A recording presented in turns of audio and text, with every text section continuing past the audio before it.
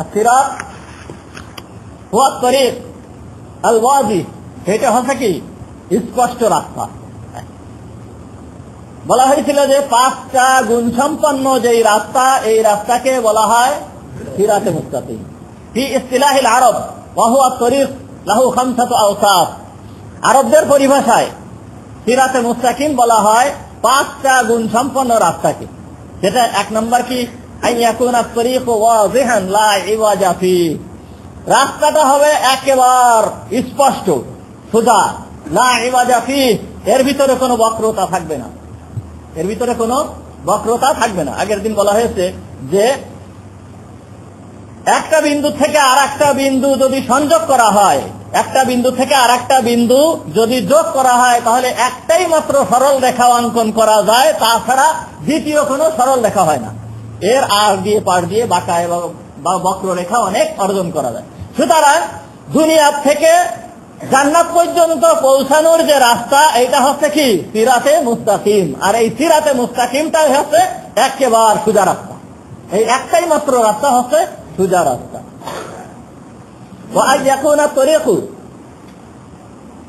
সাহলান, যে দ্বিতীয় নম্বর হচ্ছে রাস্তাটা হবে কি সহজ। যেই রাস্তাটা প্রশস্ত হয় সেই রাস্তাটা কি হয় সাধারণত সহজই হয়। আইয়াকুনা তরিকু মাসলুকান, এই রাস্তাটা চলার উপযোগী হবে, রাস্তাটা চলার উপযোগী হবে, এমন রাস্তা নয় যেই রাস্তায় চলা যায় না। আইয়াকুনা তরিকু ওয়াসিহান, এই রাস্তাটা হবে প্রশস্ত।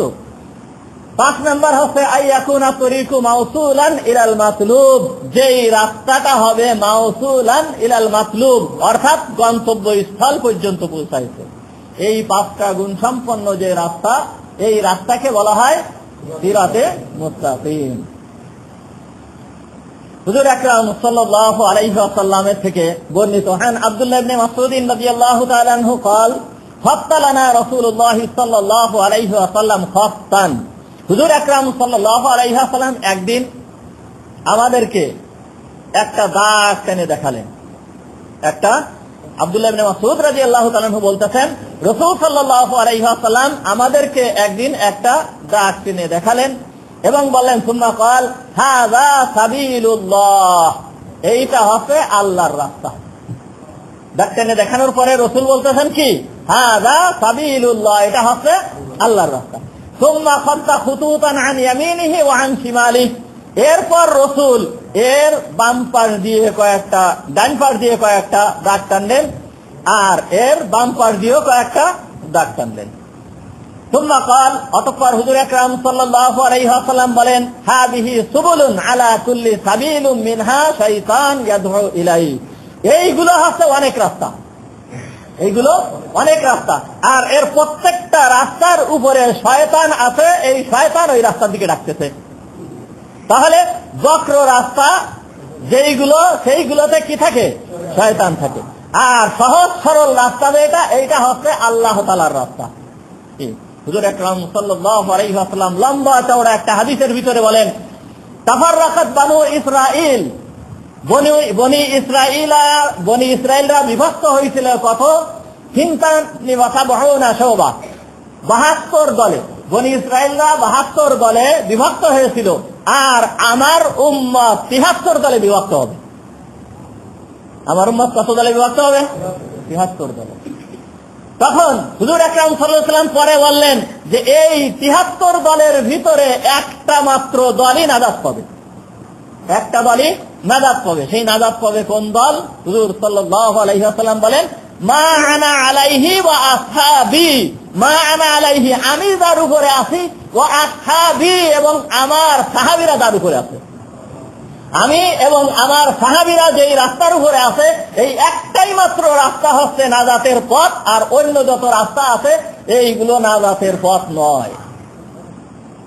তাহলে সিরাতে মুস্তাকিম কয়টা? একটা। এখন হয়তো আমাদের অনেকের মনের ভিতরে কি আর আশা ভরসা নেই, কি মন শুকায় গেছে যে 72 দলে হবে, 73টা দল হবে, তার ভিতরেই একটাই মাত্র দল নাজাত হবে, না জানি আমরা সেই দলের অন্তর্ভুক্ত হতে পারি কিনা। নিঃসন্দেহে আমরা সেই দলের অন্তর্ভুক্ত ইনশাআল্লাহ, নিঃসন্দেহে, এর ভিতরে কোনো কি নাই, সন্দেহ নাই। অন্যান্য যে 73 দলের কথা আছে এর ভিতরে খোদার ফজলে আমাদের এই সমস্ত লোকদের ভিতরে হয়তো মনে করতে পারেন আমি তবলিগ করি, তাহলে কি তবলিগটা কি ভ্রান্ত পথ? আমি চরমোনায় যাই, চরমোনায় যাওয়াটা কি ভ্রান্ত পথ? আমি অমুক পীর সাহেবের মুরিদ, এইগুলো কি ভ্রান্ত পথ?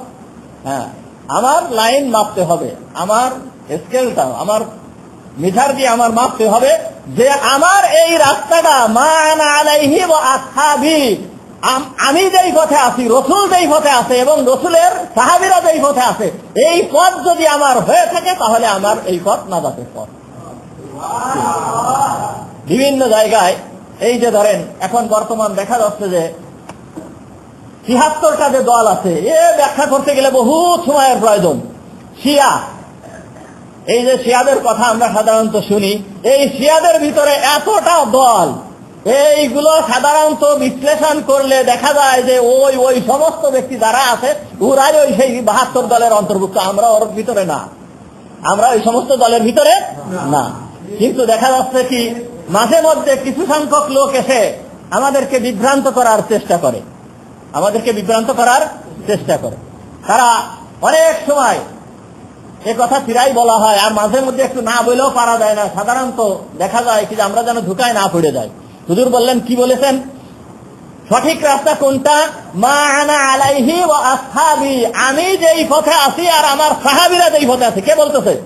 রাসূল। আমি আমার পথ আর আমার সাহাবীদের পথ।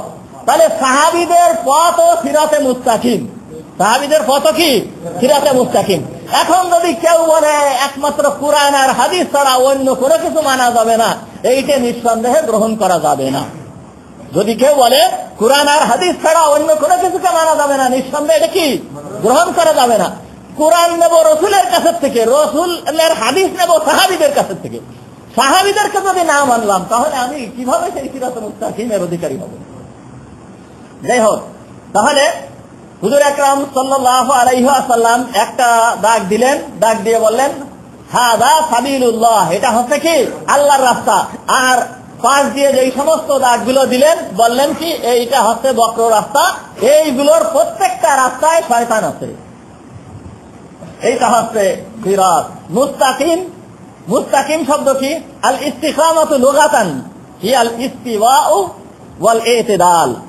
ইস্তিকামাত মুস্তাকিম, মুস্তাকিম শব্দের অর্থ হচ্ছে হুয়াল ইস্তিওয়া মানে সুজা, ওয়াল ইতিদাল এবং সরল। সুজা এবং সরল, এইটা হচ্ছে আবিধানিক অর্থ। পারিভাষিক অর্থ কি? ইস্তিলাহান হিয়া লুজুমুস সিরাতিল মুস্তাকিম। পরিভাষায় বলা হয় সিরাতে মুস্তাকিম ওই রাস্তাকে বলা হয় যেই রাস্তাকে অবশ্যই গ্রহণ করতে হবে। ঠিক, আমরা অনেক সময় বলি না একটা জিনিসের উপরে ইস্তেকামাত থাকতে হবে। ইস্তেকামাত, ইস্তেকামাত থেকে আছে কি মুস্তাকিম। আল্লাহ তাআলা কুরআনে বলছেন ইন্নাল্লাযীনা ক্বালু রাব্বুনাল্লাহ সুম্মা ইসতাকামু, ইন্নাল্লাযীনা ক্বালু রাব্বুনাল্লাহ, যেই সমস্ত ব্যক্তিরা বলল আল্লাহ আমার রব, সুম্মা ইসতাকামু, অতঃপর এরপরে তারা কি থাকলো? অটল থাকলো। এই যে সুম্মা ইসতাকামু মানে কি অটল থাকা। তাহলে সিরাতে মুস্তাকিম ওই রাস্তাকে বলে যেই রাস্তাকে মজবুত ভাবে আঁকড়ায় ধরতে হবে, মজবুত ভাবে আঁকড়ায় ধরতে হবে। একটু ধৈর্য ধরে বুঝার চেষ্টা করি, ইনশাআল্লাহ বিস্তারিত এসে যাচ্ছে, পরে আলোচনার ভিতরে বিস্তারিত বোঝা যাবে। এবং মনে মনে দোয়া করতে থাকি আল্লাহ তাআলা যেন আমাদেরকে বুঝার তৌফিক দান করেন। ঠিক, মনকে এদিক ওদিকে না করি, যেহেতু কোরআনের আলোচনা। কি কোরআনের আলোচনা? কার কথা? আল্লাহর কথা। আল্লাহ হচ্ছে আহকামুল হাকিমিন। ঠিক, অর্থাৎ একটা কথা আছে মুলুক কালামুল মুলুকি, মুলুকুল কালাম। সেই বাদশার কথা কথার বাদশা, বাদশার কথা কথার বাদশা। অর্থাৎ যেই কথাটা বাদশার, এই কথাটাও সমস্ত কথারও বাদশা, সমস্ত কথার থেকে কি শ্রেষ্ঠ। তাহলে এই কথাটা আমাদের বুঝতে হবে খুব ধৈর্য ধারণ করে এবং খুব মন দিয়ে। যেহেতু কোরআনের তাফসীরের আলোচনা, একটু মন লাগায় যদি বুঝার চেষ্টা করি আল্লাহ তাআলা বুঝার তৌফিক দেবেন।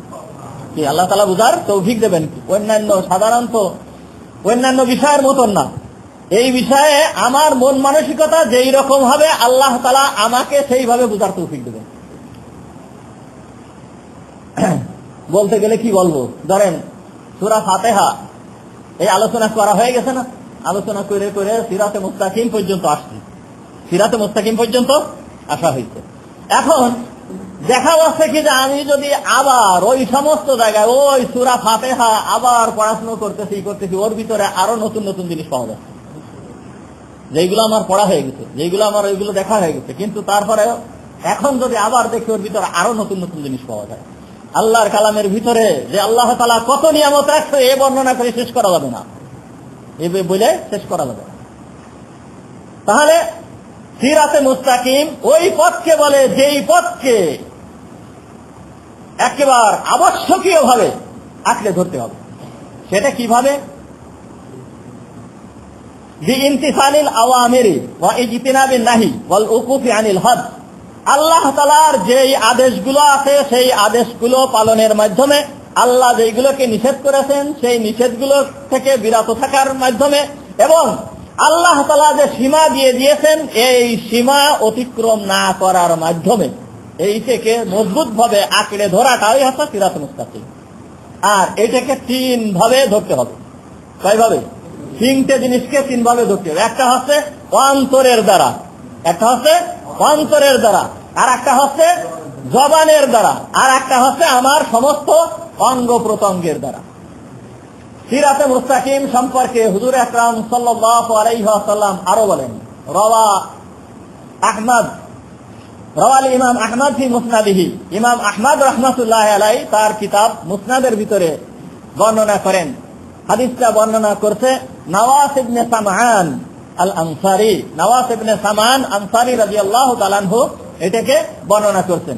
আন রাসূলুল্লাহ সাল্লাল্লাহু আলাইহি ওয়াসাল্লাম قال, হুজুর আকরাম সাল্লাল্লাহু আলাইহি ওয়াসাল্লাম বললেন, গরাবাল্লাহু মাসালান সিরাতাম মুস্তাকিমা। রাসূল বলতেছেন গরাবাল্লাহ, আল্লাহ তাআলা বর্ণনা করেছেন মাসালান উদাহরণ, সিরাতাম মুস্তাকিমা, সিরাতে মুস্তাকিমের উদাহরণ। আল্লাহ তাআলা সিরাতে মুস্তাকিমের উদাহরণ বর্ণনা করেছেন। কে বলতেছেন? কি বোঝা যাচ্ছে? আবার এই যে কেউ কেউ ঘুম আসতেছে, ঘুম আসলে কিন্তু বোঝা যাবে না, একটু নড়ে ছেড়ে বসবেন। দিনের মজলিসে ঘুমানোটা কিন্তু এটা শয়তানের ধোঁকা, দিনের মজলিসে ঘুমানোটা এটা শয়তানের ধোঁকা। আমরা একটু সামনের দিকে আগে ফাঁকাটা পূরণ করে বসি, তাহলে শয়তানের ধোঁকা থেকে বাঁচা যাবে। সুন্নাত পালন করে বসার চেষ্টা করি, একটু সামনের দিকে আগে আগে ফাঁকা পূরণ করে বসি, ইনশাআল্লাহ একটু ভালো করে বোঝার চেষ্টা করি। নওয়াস ইবনে সামআন রাদিয়াল্লাহু তাআলা আনহু থেকে বলেন, হুজুর আকরাম সাল্লাল্লাহু আলাইহি ওয়াসাল্লাম সিরাতে মুস্তাকিমের উদাহরণ দিয়েছেন। আল্লাহ তাআলা বলেন যারাবাল্লাহু মাসালান সিরাতান মুস্তাকিমা, আল্লাহ তাআলা সিরাতে মুস্তাকিমের উদাহরণ দিয়েছেন। কি সেটা? হুজুর সাল্লাল্লাহু আলাইহি ওয়াসাল্লাম বলেন ওয়ালা জানিবাই সিরাত সুরান, ওয়ালা জানিবাই সিরাত সুরান। সিরাতে মুস্তাকিম এত সুন্দর একটা রাস্তা, এত ভালো একটা রাস্তা যে আলা জানিবাই সিরাত, সিরাতের দুই পাশে সুরান, বড় বড় দুইটা ওয়াল। সিরাতে মুস্তাকিমের দুই পাশে বড় বড় দুইটা ওয়াল। সাধারণত দেখা যায় না, ব্রিজ করে যখন বড় নদীর উপর দিয়ে দেখা যাচ্ছে কি ব্রিজ করছে, এই ব্রিজের দুই পাশ দিয়ে দেওয়া থাকে না, যাতে কি এইদিকে ওইদিকে পড়ে না যায়।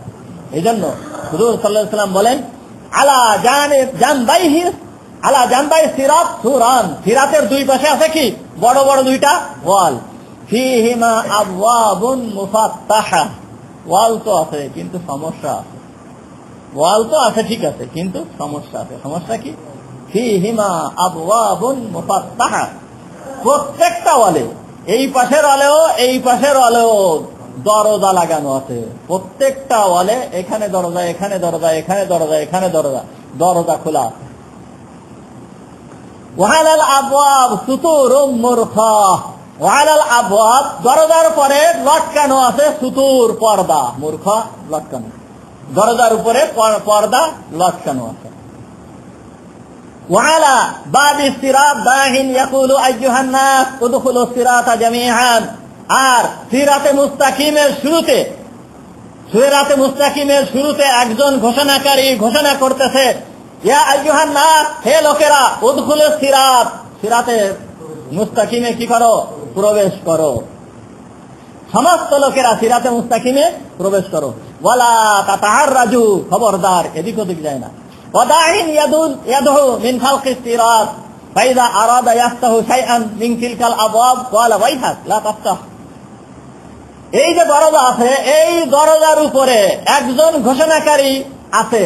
যখন কোন ব্যক্তি এই দরজা দিয়ে প্রবেশ করতে চায় তখন ওই ঘোষণাকারী বলে লা তাফতাহ, লা তাফতাহ, খবরদার এই যে পর্দাটা এখন টানানো আছে এই পর্দা খুলে না, খবরদার এই পর্দা খুলে না। ওয়াইহাক লা তাফতাহ, খবরদার এই পর্দা খুলে না। ওয়া ইন্নাকা ইন তাফতাহু তালিদহু, যদি তুমি এই পর্দা খোলো তাহলে এই দরজার ভিতরে প্রবেশ করে যাবে। যদি এই দরজার পর্দা খোলো, পর্দা উঁচু করো, তাহলে কি করবে? এই এর ভিতরে তুমি কি প্রবেশ করে যাবে, নিজে প্রবেশ করে যাবে। এইবার কি বুঝলাম? সিরাতে মুস্তাকিম একটা সোজা পথ। এই সোজা পথের দুই পাশে দুইটা ওয়াল আছে। এই ওয়ালে দরজা লাগানো আছে, দরজার উপরে পর্দা টানানো আছে।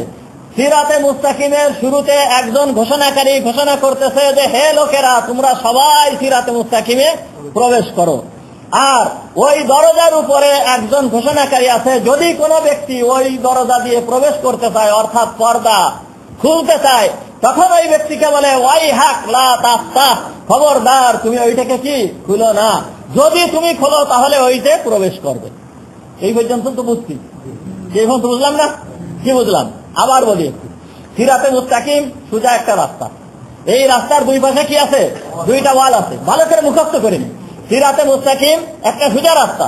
এই সোজা রাস্তার দুই পাশে কি লম্বা লম্বা ওয়াল আছে। এই ওয়ালে দরজা লাগানো আছে, দরজার উপরে পর্দা দেওয়া আছে। সিরাতে মুস্তাকিমের শুরুতে একজন ঘোষণাকারী ঘোষণা করতেছে যে সমস্ত লোকেরা এই রাস্তায় প্রবেশ করো। যদি কোনো ব্যক্তি ওই দরজার পর্দাকে খুলতে চায়, তখন দরজার উপরের একজন ঘোষণাকারী বলতেছে ওয়াইহাক লা তাফতাহ, খবরদার তুমি ওইটা খুলে না। যদি খোলো তাহলে এর ভিতরে তুমি কি করবে? প্রবেশ করবে। বুঝা গেল তো? আচ্ছা, এই ওরা বিস্তারিত হয়। ওয়াসিরাত ওয়াল ইসলাম, ওয়াসিরাত ওয়াল ইসলাম। এই যে সিরাতে মুস্তাকিম যেটা সোজা রাস্তা, হুজুর সাল্লাল্লাহু আলাইহি ওয়াসাল্লাম বলতেছেন ওয়াসিরাত আল ইসলাম, সিরাত ওই পথটা, সেটা হচ্ছে কি ইসলাম। ওয়াসুরাত হুদুদুল্লাহ, আর যে দুইটা পর্দা আছে, এই পর্দা দুইটা ওয়াল আছে। যেই ওয়াল দুইটা আছে, এই ওয়াল দুইটা হচ্ছে আল্লাহ তাআলার সীমানা। আল্লাহ তাআলার সীমানা, একটা সীমানা দিয়ে রাখছে, বড় একটা সীমানা দিয়ে রাখছে। ওয়াল আবওয়াবুল মুফাত্তাহা মাহারিমুল্লাহ, আর এই যে দরজাগুলো খোলা আছে, এইগুলো হচ্ছে আল্লাহর নিষিদ্ধ কাজ। যে দরজাগুলো আছে এগুলো হচ্ছে কি আল্লাহর নিষিদ্ধ কাজ। ওয়াযালিকা দাঈ আলা রাসিস সিরাত কিতাবুল্লাহ, আর যে সিরাতে মুস্তাকিমের শুরুতে ঘোষণা করতেছে যে হে মানুষেরা তোমরা সিরাতে মুস্তাকিমে উঠে যাও, এইটা হচ্ছে কি কিতাবুল্লাহ, আল্লাহ তাআলার কিতাব, অর্থাৎ এই কুরআনুল কারীম। ওয়াদাহি মিন খালকিস সিরাত, আর সিরাতে মুস্তাকিমের উপরে অর্থাৎ দরজার উপরে যে ঘোষণাকারী আছে ও হচ্ছে ওয়াইজুল্লাহি ফি কলবি কুল্লি মুসলিম, আল্লাহ তাআলার ওয়াইজ, আল্লাহ তাআলার ওয়াইজ, আল্লাহ তাআলার ওয়াইজ, আল্লাহ তাআলার নসিহতকারী ফি কলবি কুল্লি মুসলিম, ফি কলবি কুল্লি মুসলিম, প্রত্যেকটা মুসলমানের অন্তরে, প্রত্যেকটা মুসলমানের অন্তরে আল্লাহ তাআলার ওয়াইজ হচ্ছে ওই ঘোষণাকারী। কি বুঝলাম? সিরাতে মুস্তাকিম, সিরাতটা হচ্ছে ইসলাম, আর দুই যে ওয়াল আছে এটা হচ্ছে আল্লাহ তাআলার সীমা, আর যে দরজাগুলো আছে এইটা হচ্ছে আল্লাহ তাআলার নিষিদ্ধ কাজ।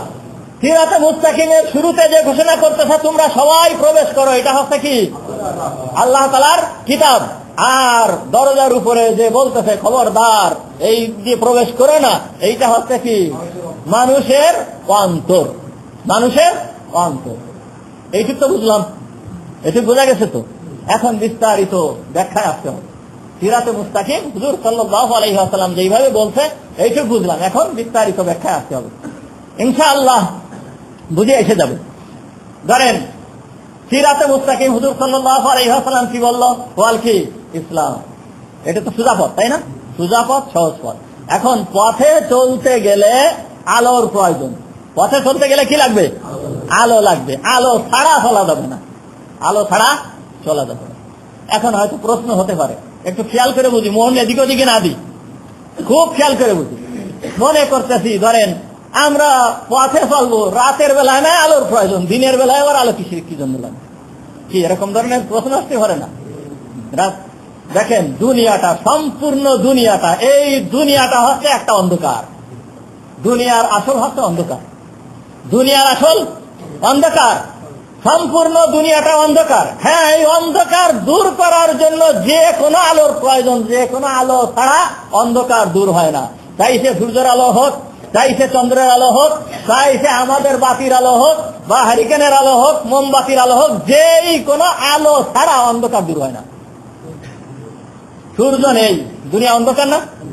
সূর্য নাই, দুনিয়া কি অন্ধকার? সূর্য না থাকি সমগ্র দুনিয়া অন্ধকার হয়ে গেছে। কি তাহলে দুনিয়ার আসল কি? অন্ধকার। চন্দ্র নেই, অন্ধকার, পথ চলা যায় না। বাতি নেই, অন্ধকার। তাহলে আসল হচ্ছে অন্ধকার। এই অন্ধকারকে দূর করতে হলে যে কোনো জিনিসের প্রয়োজন, চাই সে সূর্য হোক, চাই সে চন্দ্র হোক, চাই তারকা হোক, চাই আমাদের আবিষ্কৃত বাতি হোক, যে কোনো জিনিস দিয়ে অন্ধকার দূর করতে হয়। সুতরাং সমগ্র দুনিয়াটা অন্ধকার। এই অন্ধকার দূর করতে হলে কি লাগবে? বাতি লাগবে। সুতরাং সিরাতে মুস্তাকিম, যেটা হচ্ছে জান্নাতে যাওয়ার রাস্তা, এই রাস্তায় চলতে গেলে অবশ্যই আলোর প্রয়োজন। এই দুনিয়ায় আলো ছাড়া এই রাস্তার উপরে চলা যাবে না। সাধারণত পথ চলতে হলে এই ঘুম আসা দেখলি কিন্তু আমার একটু কেমন লাগে, এই ঘুম আসা দেখলে আমার খারাপ লাগে, একটু একটু মানে একটু ই করে দিই যেন কেউ না ঘুমায়। তাহলে সিরাতে পথ চলতে গেলে আলো লাগবে। এখন পথ চলতে গেলে দুই প্রকার আলো অবশ্যই প্রয়োজন। দুই প্রকার আলো ছাড়া কখনো পথ চলা যায় না। একটা হচ্ছে এক্সটার্নাল অর্থাৎ বাহিরের আলো, আর একটা হচ্ছে ইন্টারনাল ভিতরের আলো। এই দুই প্রকার আলো ছাড়া পথ চলা যায় না। ঠিক, রাস্তায় আলো আছে, রাত্রেবেলায় পথ চলবো, রাস্তায় আলো আছে। শুধুমাত্র রাস্তার আলো আমার জন্য যথেষ্ট নয়, আমার নিজের কাছেও আলো থাকতে হবে, অর্থাৎ আমার চোখের আলো। আমার চোখে যদি আলো না থাকে, চোখে যদি জ্যোতি না থাকে, তাহলে কি আমি পথ চলতে পারবো না, পথ চলা আমার পক্ষে সম্ভব হবে না। একজন অন্ধ ব্যক্তি, তার কাছে যতই আলো থাকুক না কেন, সে কি দেখতে পারবে পথ? কখনো পারবে না। তাহলে দুইটা আলো কি অবশ্যই প্রয়োজন? দুইটা আলো লাগবে না? একটু ভালো করে খেয়াল করি। তাহলে সিরাতে মুস্তাকিমের উপরে চলতে গেলেও দুইটা আলো অবশ্যই লাগবে, দুইটা আলো ছাড়া চলা যাবে না। সিরাতে মুস্তাকিমের উপরে চলতে গেলে দুইটা আলো লাগবে, দুইটা আলো ছাড়া চলা যাবে না। তো প্রথম সিরাতে মুস্তাকিমের শুরুতে যেই ব্যক্তি ঘোষণা করতেছে, আইয়ুহান নাস উদখুলুস সিরাতা জামিআ, হে লোকেরা সবাই সিরাতে মুস্তাকিমে প্রবেশ করো, এইটাই হচ্ছে এক্সটার্নাল আলো অর্থাৎ বাহিরের আলো, সেইটাই হচ্ছে আল কুরআনুল কারীম। সেটা কি? আল কুরআনুল কারীম। দ্বিতীয় নম্বর আলো যেটা, সেইটা হচ্ছে দ্বিতীয় নম্বর আলো, সেটা হচ্ছে এক্সটার্নাল অর্থাৎ ভিতরগত আলো। এইটা হচ্ছে ওই যে ওয়াইজুল্লাহি ফিল কলব, আল্লাহ তাআলার ওয়াইজ নিজের অন্তরে। সেটা হচ্ছে নিজের মনের আলো, অন্তরের আলো। এই অন্তরের আলো যদি না থাকে তাহলে সিরাতে মুস্তাকিমের উপরে চলাও সম্ভব নয়। আর সেই অন্তরের আলোটা কি? ওয়াইজুল্লাহি ফিল কলব, আল্লাহ তাআলার ওয়াইজ। এখানে হাদিসে রাসূল বলতেছেন ওয়াইজুল্লাহ, আল্লাহর ওয়াইজ। কি? আল্লাহর ওয়াইজ অর্থাৎ আল্লাহ তাআলা এই ওয়াইজকে, এই বক্তাকে আল্লাহ তাআলা অন্তরের ভিতরে ফিট করে রাখছেন। দেখেন আল্লাহ তাআলার কত বড় ইহসান এবং কত বড় মেহেরবানি যে আল্লাহ তাআলা আমাদের এই অন্তরের ভিতরে এই বক্তা, এই ওয়াইজকে কি করেছেন? ফিট করে রাখছেন। কেমন ভাবে? সেটা যখন কোন মুসলমান কোন অন্যায় কাজ করতে যায়, সর্বপ্রথম তার অন্তরে ছাড়া দেয়, খবরদার করে না, এটা অন্যায়। কি ছাড়া দেয় না? ছাড়া দেয়, অবশ্যই দেয়। যখন কোন মানুষ একটা অন্যায় কাজ করতে যাবে, তখন তার অন্তরটা সর্বপ্রথম ছাড়া দেয়, খবরদার। কি? ওয়াইহাক, ওয়াইহাক লা তাফতাহ, ওয়াইহাক, খবরদার খুলে না, যদি খোলো কালিজহু, ওর ভিতরে প্রবেশ করবে। যখনই কোনো মানুষ কোন অন্যায় কাজ করতে যায়, তাহলে সর্বপ্রথম তার অন্তরে ছাড়া দেয় কি?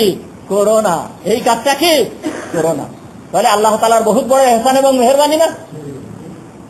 আল্লাহ তাআলার বহুত বড় ইহসান এবং মেহেরবানি যে আল্লাহ তাআলা আমাদের অন্তরকে এমন ভাবে সৃষ্টি করেছেন, এই কোন ব্যক্তি যখন কোন অন্যায় কাজ করতে যায় সর্বপ্রথম তার অন্তর ডেকে বলে যে খবরদার এই কাজ করো না, এটা হচ্ছে কি অন্যায়, এটা অন্যায়। অন্য কোন মাখলুকের ভিতরে আছে কি? একটা গরু, এর অন্তরে একটা গরু, এই গরুর কলবের ভিতরে একটা পশু বা অন্যান্য যে সমস্ত যা আছে এর কলবের ভিতরে কি এইটাই আছে? এই জন্য তাদের কাছে ভালো মন্দর কোনো বিচার নেই, এই জন্য তাদের কাছে কি ভালো মন্দর বিচার নেই। তাহলে দুইটা আলো বুঝতে পারলাম তো, দুইটা আলো কি? একটা হচ্ছে বাইরের আলো, বাইরের আলোটা কি? সেটা হচ্ছে কোরআন। আর ভিতরের আলো অন্তরের আলো। এই অন্তরের আলো যদি না থাকে শুধু বাইরের আলোর দ্বারা কোনো উপকার হয় না। এই জন্য দেখা যাচ্ছে যে বহুত বড় জ্ঞানী গুণী শিক্ষিত লোকেরাও আছে, তাদের দ্বারা কোরআন তাদেরকে পথ দেখাতে পারে না, কোনো ফায়দা তাদেরকে দেয় না। কি আছে না এরকম লোক? কি আছে? তাসলিমা নাসরিন শিক্ষিতা মহিলা না? তাসলিমা নাসরিন কি কম শিক্ষিতা মহিলা? কম জ্ঞানী? বহুত উচ্চ পর্যায়ের শিক্ষিতা মহিলা, কিন্তু শিক্ষিতা কোন দিকে? শিক্ষিতা মহিলা অন্তর এমন হয়ে গেছে, আসতেছে পরে যে অন্তরের অবস্থা কেমন হয়ে গেছে, ওই অন্তরের ওই আলো কাজ করে না। তার মাকে একবার, আগেও মনে হয় একদিন বলা হয়েছে যে তার মাকে একবার দেখে যে তার মা নামাজ পড়তেছে, তখন তাসলিমা বলল যে মা তুমি কি করতেছো? তখন বলতেছে আমি নামাজ পড়তেছি। তাসলিমা বলতেছে নামাজ পড়ে কি হবে? সে নামাজ পড়ে জান্নাত পাওয়া যায়, বেহেশতে যাওয়া যায়। তখন তাসলিমা বলতেছে দেখি আমি একটু তোমার এই জান্নাত বা বেহেশতে নিয়ে একটু পড়াশোনা করে দেখে নি, এটা কি জিনিস। বাস পড়াশোনা করছে, পড়াশোনা করার পরে কিছুদিন পরে বলতেছে যে তোমার এই জান্নাতের ভিতরে মহিলাদের উপরে অবিচার করা হবে, সুতরাং ওই জান্নাতের কোনো প্রয়োজন নাই। নাউযুবিল্লাহ। কি দেখছেন? তারও অন্তর, তারও কি অন্তর।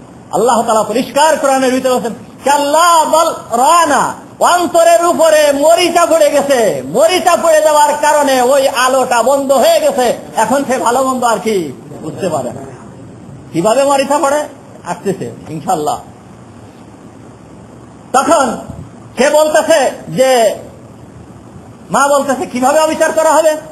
বলতেছে জান্নাতে যেই পুরুষ প্রবেশ করবে একজন পুরুষকে 70টা করে হুর দেওয়া হবে, মহিলা দেওয়া হবে। আর জান্নাতে যে মহিলা দেওয়া হবে সে শুধুমাত্র তার স্বামীকে পাবে, অন্য অতিরিক্ত কোন পুরুষ তাকে দেওয়া হবে না। তাহলে এখানে মহিলাদের উপরে কি করা হয়েছে? অবিচার করা হয়েছে। নাউযুবিল্লাহ। বুঝছেন? এটা একটু এই একটু একটু বহুত রয়েছে, এইরকম বহুত উক্তি রয়েছে যা বলে শেষ করা যাবে না। এরাও মানুষ, এদেরকে কোরআন পথ দেখায় না কেন? এই তাসলিমা নাসরিন এ একজন নামাজির মেয়ে, তার মাও নামাজি, তার বাপও নামাজি, তার মা কোরআন পড়ে, তার বাপও কোরআন পড়ে, এও কোরআন পড়নেওয়ালা, কিন্তু কোরআন তাকে পথ দেখায় নাই কেন? তার বাহিরের আলো থাকলে কি হবে? ভিতরের আলো নাই, ভিতরের আলো নাই। এই ভিতরের আলো যখন না থাকবে তখন সে সিরাতে মুস্তাকিমে চলা তার পক্ষে সম্ভব নয়। এখন দেখা, এবার একটু বিস্তারিত আসি, অন্তরটা কেমন? অন্তরটা কেমন? ইসলাম বলা হয়েছে সিরাতে মুস্তাকিম, সেটা কি? ইসলাম। হুজুর আকরাম সাল্লাল্লাহু আলাইহি ওয়াসাল্লাম পরিষ্কার ভাবে বলছেন বুনিয়াল ইসলামু আলা খামস, ইসলামের ভিত্তি 5টা জিনিসের উপর। কয়টা জিনিসের উপর? 5টা জিনিসের উপর। এখানে 5টা জিনিসের কথা বললো, কে আরো তো জিনিস আছে, সেগুলোর কথা বললো না কেন? এর ভিতরে কারণ আছে। 5টা জিনিসের উপরে, 5টা জিনিসের ভিতরে সর্বপ্রথম জিনিস আছে কি? কালেমা লা ইলাহা ইল্লাল্লাহ। দ্বিতীয় নম্বর জিনিস আছে আস-সালাত, ইকামাতুস সালাহ, ইকামিস সালাত, নামাজ। তৃতীয় নম্বর জিনিস কি? যাকাত। চতুর্থ নম্বর জিনিস কি? রোজা। পঞ্চম নম্বর জিনিস হজ। এই 5টা জিনিসের কথা এখানে বলা হয়েছে। এই 5টা জিনিসকে অন্তরে ফিট করতে হবে, 5টা জিনিসকে অন্তরে ফিট করতে হবে। অন্তরটা, মানুষের অন্তরটা, মানুষের কলবটা সাধারণত একটা জমিনের মতন। জমিন আছে না? জমি অর্থাৎ ভুঁই। এই জমিনে আমরা চাষাবাদ করি। জমিনে কি করি? চাষাবাদ করি। জমিনের থেকে যদি কোনো ফসল পেতে হয় তাহলে এই জমিনে চাষাবাদ করা লাগে, জমিনের পিছনে কষ্ট করা লাগে। জমিনের থেকে যদি ফসল পেতে হয়, জমিনের থেকে যদি ফল পেতে হয়, তাহলে এই জমিনের পিছনে কি করা লাগে? কষ্ট করা লাগে, মেহনত করা লাগে, চাষাবাদ করা লাগে। সর্বপ্রথম এই জমিনের ভিতরে যত আগাছা আছে এই আগাছাগুলোকে পরিষ্কার করতে হয়। কি পরিষ্কার করা লাগে না? আগাছা পরিষ্কার করতে হয়। এরপরে পানি দিতে হয়, এরপরে কি দিতে হয়? চাষ দিতে হয়, এরপরে সার দিতে হয়, এরপরে বীজ বপন করতে হয়। বীজ বপন করার পরে এরপরে যখন গাছ হয়, গাছ হওয়ার পরে এইগুলোকে আবার পরিচর্যা করতে হয়, এর ভিতরে সার দিতে হয়, আগাছা বাইর করতে হয়, এরপরে যায় ফসলের আশা করা যায়। তাছাড়া ফসলের আশা করা যাবে না। তাহলে জমিনে যদি ফসল পেতে হয় তাহলে জমিনের পিছনে কি করতে হয়? কষ্ট করা লাগে, মেহনত করা লাগে। আর যদি জমিনের থেকে ফসল আমি পাবো না, আগাছা পাই, তাহলে ওর পিছনে কষ্ট করা লাগে না? কষ্ট করা লাগে? জমিনের থেকে আমি আগাছা চাই, ঘাস চাই, বন চাই, ইত্যাদি এইগুলো চাই, তাহলে ওর পিছনে কি করা লাগে না? কষ্ট করা লাগে না। এমনি এমনি জমিন ভরে যায়, ঘাসে বনে সমস্ত জমিন কি হয়ে যায়? ভরে যায়। ঠিক তেমনি ভাবে মানুষের অন্তরটাও একটা জমিনের মতন, মানুষের অন্তরটাও একটা জমিনের মতন। এই জমিনের থেকে যদি ফসল পেতে হয়, ফসলের আশা করতে হয়, তাহলে এই অন্তরের পিছনে মেহনত করা লাগবে, কষ্ট করা লাগবে। আর যদি ফসলের আশা না করি, অন্তরের ভিতরে আগাছা জমতে, আগাছায় ভরে যেতে কোনো কষ্ট করা লাগে না। আগাছায় ভরে যেতে কি করা লাগে না? কষ্ট করা লাগে না, এমনি এমনি আগাছায় ভরে যায়। যেই সমস্ত আগাছা অন্তরের ভিতরে এসে বাসা বাঁধে, এর ভিতরে থেকে 5টা আগাছা এমন, যেই 5টা আগাছার কারণে মানুষকে ধ্বংসের ভিতরে নিয়ে যায়, সুজা জাহান্নামে নিয়ে যায়। এই 5টাকে দূর করার জন্য আল্লাহ তাআলা 5টা জিনিস দান করেছেন। এই 5টা জিনিসকে দূর করার জন্য আল্লাহ তাআলা কি করেছেন? 5টা জিনিস দান করেছেন। সেই 5টা জিনিস এই জন্য বলা হয়েছে বুনিয়াল ইসলাম আলা খামসিন। ইসলামের ভিত্তি কয়টা জিনিসের উপরে? 5টা জিনিসের উপরে। মানুষের অন্তরে যেই সমস্ত জিনিস অটোমেটিক ভাবে এসে যায়, আগাছা হিসাবে এসে যায়, তার ভিতরের একটা জিনিস হচ্ছে স্বেচ্ছাচারিতা। স্বেচ্ছাচারিতা কি বুঝলাম? অনেকে বুঝতে পারিনি। স্বেচ্ছাচারিতা মন চায় তাই করি, যা মন চায় তাই করবো, যা মন চায়, আমার এখন যেটা মনে চাচ্ছে সেইটাই করা। এইটা এই আগাছা, আমার মনে যা চায় তাই করা।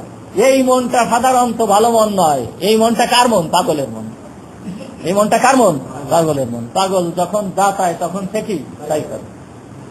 এই মনটাকে, এই আগাছা যদি আমি দূর করতে চাই তাহলে এইখানে দিতে হবে আশহাদু আল্লা ইলাহা ইল্লাল্লাহ ওয়া আন্না মুহাম্মাদার রাসূলুল্লাহ।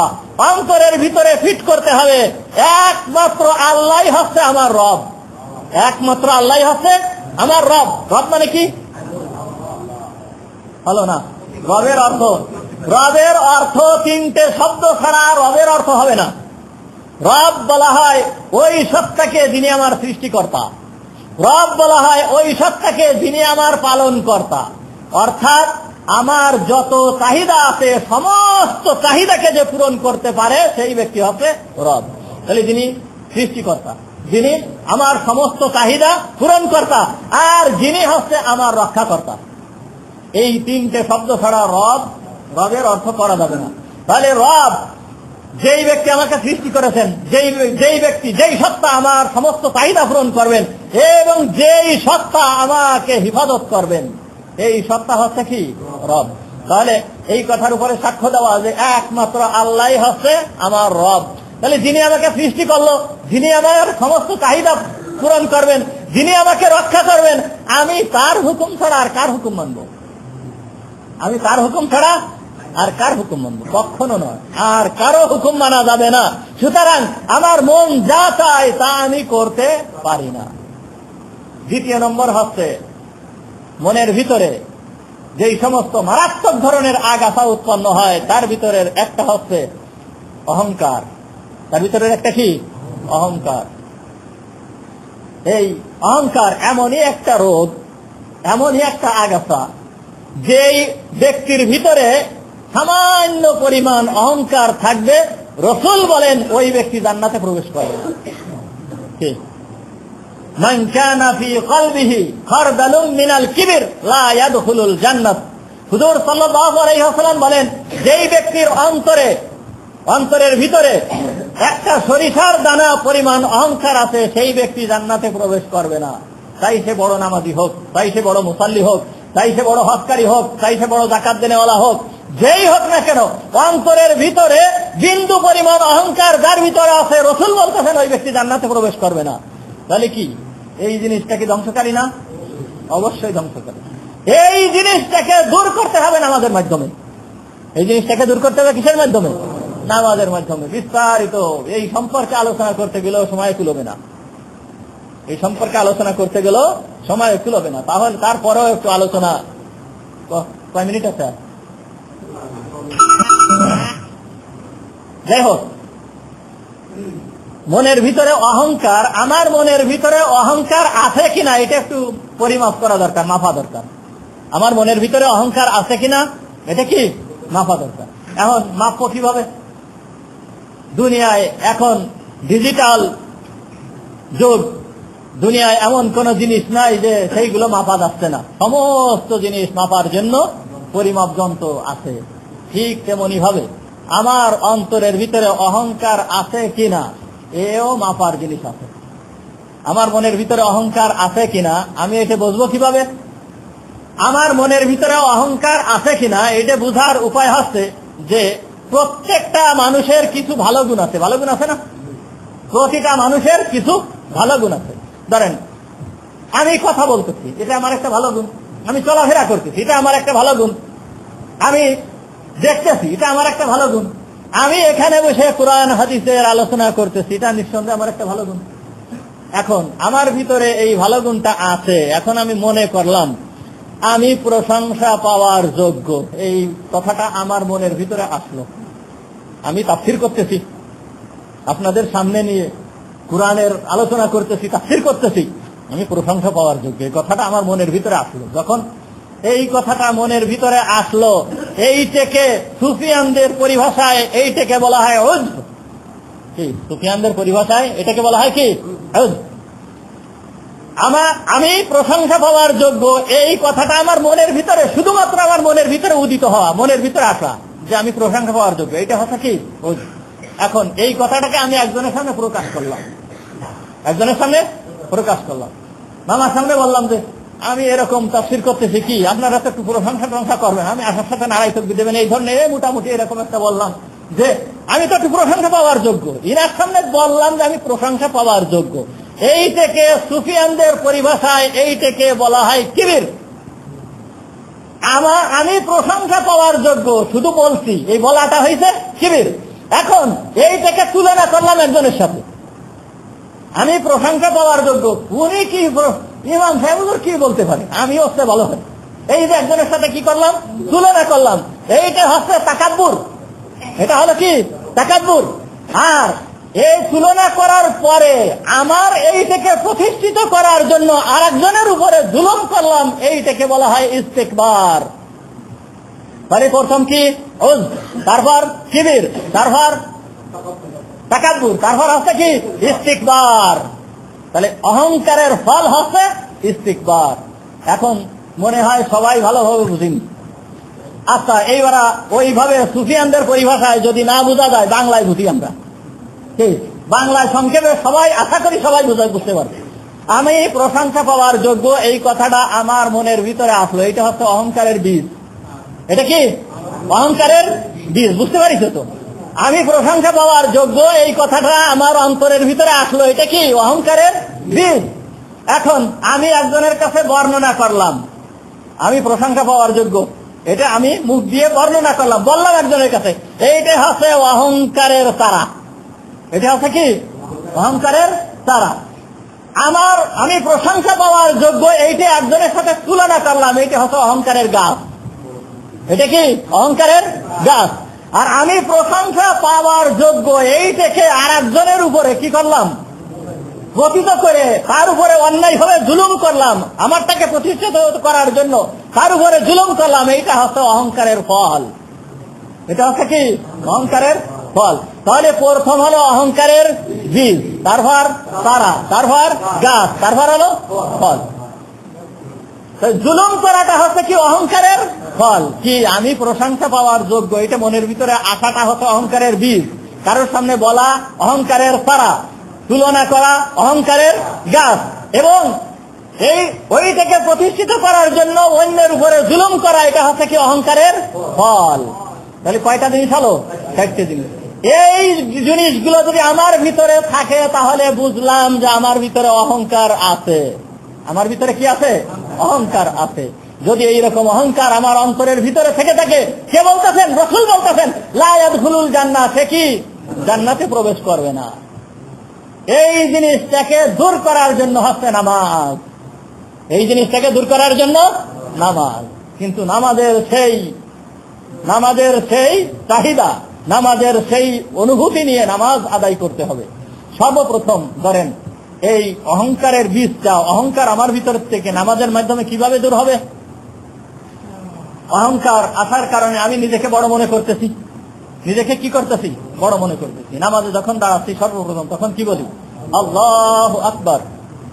তখন আল্লাহু মানে কি? আল্লাহ, আকবার মানে সবচেয়ে বড় না, সবচেয়ে বড়। इसमें তাবদীল শিখা।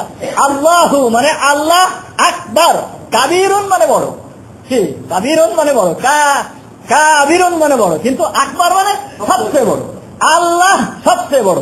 যখন আমি বললাম আল্লাহ সবচেয়ে বড়, আমার মধ্যে বড়ত্ব কি আছে? আমার ভিতরে বড়ত্ব থাকে না। তারপর দেখেন, যখন আল্লাহ আকবার বলে হাত বাঁধলাম, হাত বাঁধার পরে সানা পড়লাম, সানার ভিতরেও বিস্তারিত ব্যাখ্যা রয়ে গেছে। এরপরে মূল নামাজের উদ্দেশ্য হচ্ছে কিরাত, কোরআন তেলাওয়াত করা। সর্বপ্রথম আল্লাহ তাআলা যেই সূরাটা আমাদের জন্য নির্ধারণ করেছেন, প্রত্যেক নামাজে প্রত্যেক রাকাতে যেই সূরাটা পড়া লাগে, সেই সূরাটার নাম কি? সূরাতুল ফাতিহা। অনেকে আমরা আলহামদু সূরা বলি। ঠিক আলহামদু সূরা বলি না? আসলে আলহামদু সূরা নাম আছে, এই সূরাটার নামও আলহামদু সূরা, সূরাতুল হামদ। সূরা ফাতিহার একটা নাম সূরাতুল হামদ, আলহামদু সূরা। এই আলহামদু সূরা সর্বপ্রথম যখন আমি বলতেছি আলহামদুলিল্লাহ, হামদ শব্দের অর্থ হচ্ছে কি? প্রশংসা। হাম শব্দের অর্থ প্রশংসা। আলহামদু শব্দের অর্থ হচ্ছে সমস্ত প্রশংসা। আলহাম শব্দের অর্থ সমস্ত প্রশংসা। এখন আমি বললাম আলহামদুলিল্লাহ, কি বললাম? আলহামদুলিল্লাহ, সমস্ত প্রশংসা আল্লাহর। চলো কি বাইর হলো আমার মুখ দিয়ে? সমস্ত প্রশংসা আল্লাহর, সমস্ত প্রশংসা আল্লাহর। যখন এই কথা আমার মুখ দিয়ে বাহির হলো, বাহির হওয়ার সঙ্গে কি আমার কোনো প্রশংসা আছে? আমি যে বর্ণনা করতেছি এই প্রশংসা কি আমার? আল্লাহ যদি তৌফিক না দিত পারতাম? এ পারা তো দূরের কথা, ও করার ক্ষমতা নেই, একটা শ্বাস বাইর করারও কি নেই, ক্ষমতা নেই। সুতরাং আমার যখন ক্ষমতা নেই, প্রশংসা আমার কি করে হবে? যে ক্ষমতা দিয়েছে প্রশংসা কার? তার। যে ক্ষমতা দিয়েছে প্রশংসা কার? সুতরাং যখন আমি বললাম আলহামদুলিল্লাহ, সমস্ত প্রশংসা কার? একমাত্র আল্লাহর। তাহলে আমার আর প্রশংসা পাওয়ার কোনো কি নাই, সুযোগ নাই। আমি এমন হয়ে গেলাম আল্লাহর কাছে দাঁড়ায় আমি বর্ণনা করতেছি কি আলহামদুলিল্লাহ, সমস্ত প্রশংসা আল্লাহর।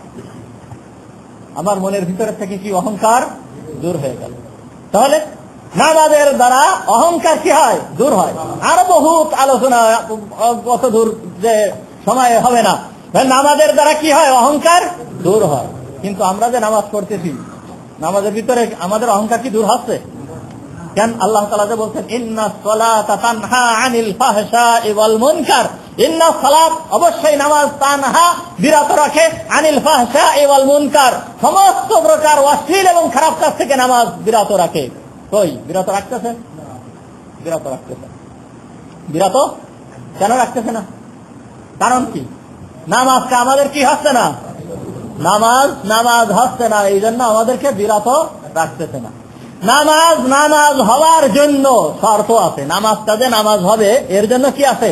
শর্ত আছে। নামাজটা আমাদের শরীরটা যেমন দুইটা জিনিসের দ্বারা গঠিত। কয়টা জিনিসের দ্বারা গঠিত? দুইটা। একটা হচ্ছে শরীর আর একটা হচ্ছে কি? রূহ। শরীর, আর একটা হচ্ছে রূহ বডি, আর একটা হচ্ছে তার ভিতরের ইঞ্জিন। এই দুইটা জিনিস সঠিক হতে হবে। দুইটা জিনিস ঠিক তেমনি ভাবে নামাজেরও একটা বডি আছে আর নামাজেরও রূহ আছে। নামাজেরও বডি আছে, নামাজেরও কি আছে? রূহ আছে। নামাজের বডি কি?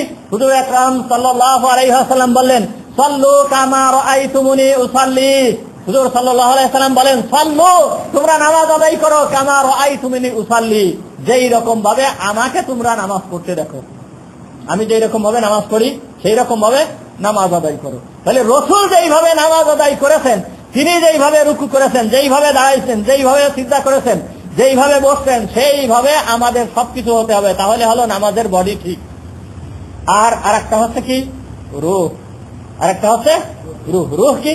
সেটাও হুজুর আকরাম সাল্লাল্লাহু আলাইহি ওয়াসাল্লাম বলছেন হাদিসে জিবরাইলের ভিতরে, লম্বা চওড়া হাদিস। এই হাদিসের ভিতরে হুজুর সাল্লাল্লাহু আলাইহি ওয়াসাল্লামের কাছে জিবরাইল আলাইহিস সালাম এসে দিন শেখাচ্ছেন। জিবরাইল আলাইহিস সালাম জিজ্ঞেস করতেছেন, মাল ইহসান, সমস্ত ইবাদত পরিপূর্ণ হওয়ার জন্য শর্ত কি? কিভাবে ইবাদতটা সুন্দর হবে, এর পদ্ধতি কি? হুজুর সাল্লাল্লাহু আলাইহি ওয়াসাল্লাম তখন বলেন, আন তা'বুদাল্লাহা কাআন্নাকা তারাহ।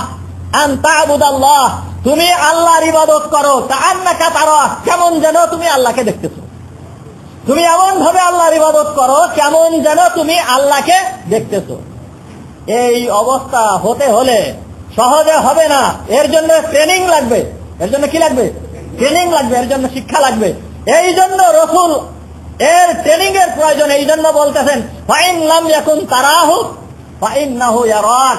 যদি তোমার মনের ভিতরে এই অবস্থা না আছে যে আমি আল্লাহকে দেখতেছি, তাহলে তুমি অন্তত মনে করো যে আমি আল্লাহ আমাকে দেখতেছেন। তুমি যখন নামাজে দাঁড়াইছো তখন কি করো? মনের ভিতরে এই কথা আনো যে আল্লাহ আমাকে দেখতেছে, আল্লাহ আমাকে দেখতেছেন। আমার নামাজের ভিতরে আমার মন যদি এইরকম হয়, দেখা যাচ্ছে কি যখন আমরা নামাজে দাঁড়াচ্ছি, নামাজে দাঁড়ানোর সাথে সাথে মন চলে যাচ্ছে বিভিন্ন জায়গায়। যেহেতু কল্প সম্পর্কে আলোচনা, এই জন্য এই বিষয়টা বলতেছি। নামাজে দাঁড়ানোর সাথে আমার মন চলে যাচ্ছে কোথায়? বিভিন্ন জায়গায়। যার কারণ আছে, কারণ আছে কি? শয়তান ঢুকা দেয়। শয়তানের এক বাহিনী আছে, যে এই বাহিনীটা শুধুমাত্র মানুষদের নামাজকে শেষ করার জন্য এরা নিয়োজিত। এই বাহিনীটা শুধুমাত্র নামাজকে শেষ করার জন্য এরা এই কাজ করতেছে। এই জন্য যখন আযান হয়, লম্বা হাদিসের ভিতরে আছে, যখন আযান হয়, আযান হওয়ার সঙ্গে সঙ্গে শয়তান আর দাঁড়াতে পারে না, সে ছুটতে থাকে। এমন ভাবে ছুটে যে তার পিছনের দিক দিয়ে বায়ু ছুটতে থাকে। হাদিসের ভিতরে এরকম, ও আর দাঁড়াতে পারে না। আযান শেষ হয়ে যাওয়ার সাথে সাথে আবারও ফিরে চলে আসে। ফিরে আসার পরে এরপর আবার মানুষের অন্তরের ভিতরে ঢুকা দিতে থাকে। এরপর যখন ইকামত হয় আবারও ভেঙে যায়। ইকামত শেষ হয়ে যাওয়ার পরে আবার আসে। আসার পরে বলে কি, উযকুর কাযা, উযকুর কাযা, উযকুর কাযা, এই তুমি ওইটা স্মরণ করো, ওইটা স্মরণ করো, ওইটা স্মরণ করো, ওইটা স্মরণ করো। এরকম ভাবে স্মরণ করতে থাকো। এরকম ভাবে শয়তান মানুষের অন্তরে এসে ঢুকা দিতে থাকে, বলতে থাকে। এখন এই ব্যক্তির মনকে নামাজের ভিতরে আনার, যেই ব্যক্তির মন কোন সময় নামাজের ভিতরে আসে না, এই ব্যক্তির নামাজ আল্লাহর কাছে গ্রহণযোগ্য নয়। হ্যাঁ, যেই ব্যক্তির মন শয়তান ওইদিকে নিয়ে গেছে, সে মনে করতেছে আমি নামাজে দাঁড়াইছি, আল্লাহ তো আমাকে দেখতেছে, আমি নামাজে দাঁড়াইছি, আল্লাহ তো আমাকে দেখতেছে। সঙ্গে সঙ্গে মনটাকে ফিরে নিয়ে আসে নামাজের ভিতরে। আমি কি বলতেছি? আলহামদুলিল্লাহ, সমস্ত প্রশংসা কার? আল্লাহর জন্য। এই মন নামাজের ভিতরে ফিরে নিয়ে আসলাম। যখন নামাজের ভিতরে ফিরে আনলাম, তাহলে নামাজের ভিতরে আমার মন চলে আসলো, আবার চলে গেল, আবার মনে আনলাম কি যখন আমি এই কাজটা করছি, আল্লাহ তো আমাকে দেখতেছে, এই বলে আমার মনটাকে ফিরে আনলাম।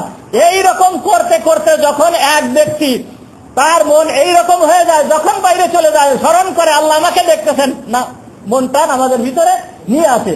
এই রকম যখন সে বারবার মন চলে যায় আবার নিয়ে আসে, মন চলে যায় আবার নিয়ে আসে, এই রকম যখন করতে থাকে, আল্লাহ তাআলা এই ব্যক্তির নামাজকে কবুল করে নেন। আর এই ব্যক্তির কাছে আর শয়তান আসতে পারে না।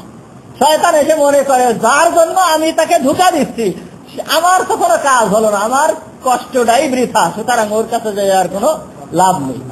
এই রকম অবস্থা নামাজের ভিতরে যদি কোনো বান্দার এই অবস্থা হয় যে আমি যখন যেই কাজ করতেছি আল্লাহ আমাকে দেখতেছেন, সুতরাং যখন আমি বাইরে কাজ করতেছি, বাইরে যাচ্ছি, বাইরে একটা অন্যায় কাজ করতেছি, তখন আমার মনের ভিতরে আসবে কি, আল্লাহ আমাকে দেখতেছেন, আমি এই অন্যায় কাজটা করতেছি, আল্লাহ আমাকে দেখতেছেন, মনের ভিতরে আসবে না?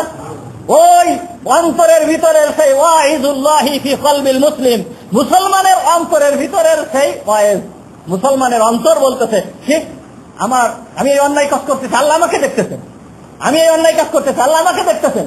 নামাজের ভিতরে তার মন যখন এইরকম হয়ে গেল, বাইরেও তার মনটা এরকম হয়ে যাবে, তার থেকে অন্যায় কাজ আর হবে না। এই জন্য নামাজ সমস্ত অপরাধের থেকে, সমস্ত পাপ কাজের থেকে ফিরায় রাখে। এইটাই হচ্ছে কি সিরাতে মুস্তাকিম। তাহলে সিরাতে মুস্তাকিম সেটা হচ্ছে ইসলাম।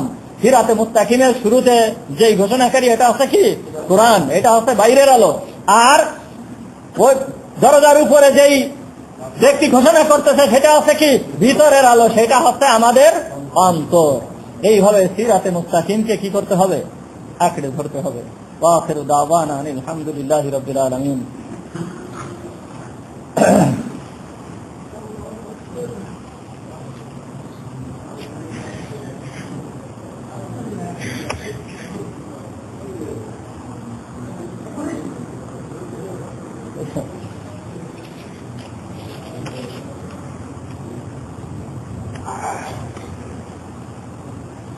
যে সমস্ত বাজে কথা ও সরে লাভ নেই,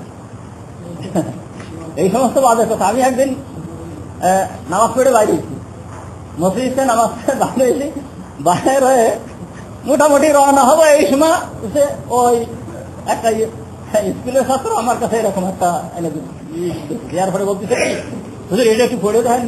আসলে যা লেখা একজন সাধারণ মনের ভিতরে একটু কেমন লাগে উঠবে। আমি বলছি এ বাজে কথায় বিশ্বাস করা যাবে না, তাতে লেখা আছে এই কাগজটা লিখে প্রচার করতে হবে, তা আছে কিনা জানি না। হ্যাঁ, যারা প্রচার করেছে তারা এই ফায়দা হয়েছে, এই ফল পেয়েছে, এই ধরনের। আর যারা এটাকে অস্বীকার করেছে, ছিঁড়ে ফেলেছে, তাদের এই ক্ষতি হয়েছে, এই ক্ষতি হয়েছে, এই ক্ষতি হয়েছে। তা আমি বললাম কি যে ছিঁড়ে ফেলে দাও, কোনো সমস্যা হবে না। কি এই ছিঁড়ে ফেলে দাও, কোনো সমস্যা হবে না। তারপরে হুজুর আপনি ছিঁড়ে ফেলেন কি, আপনি ছিঁড়ে ফেলেন কি? তাদের সামনে আমি একেবারে কাগজটা ধরে কি করলাম, ছিঁড়ে ফেলে দিলাম। এই সমস্ত ব্যাপার এইগুলো কখনো কি করা যাবে না, বিশ্বাস করা যাবে না। এ বাজে কথা, এই সমস্ত কি একেবারে খালি বাজে কথা, এগুলো কি কখনো বিশ্বাস করা যাবে না। এই এক এক সময় এক এক এই ধরনের ই করে করে এই করে।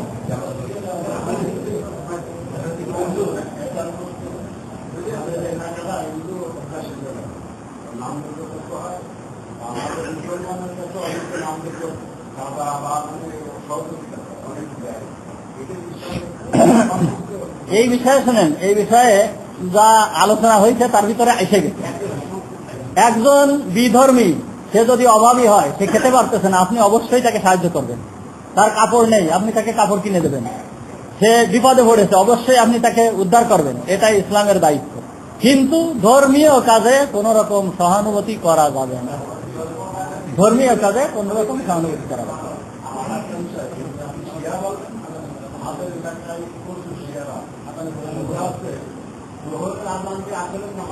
হ্যাঁ আছে, এই ধরনের বাংলাদেশে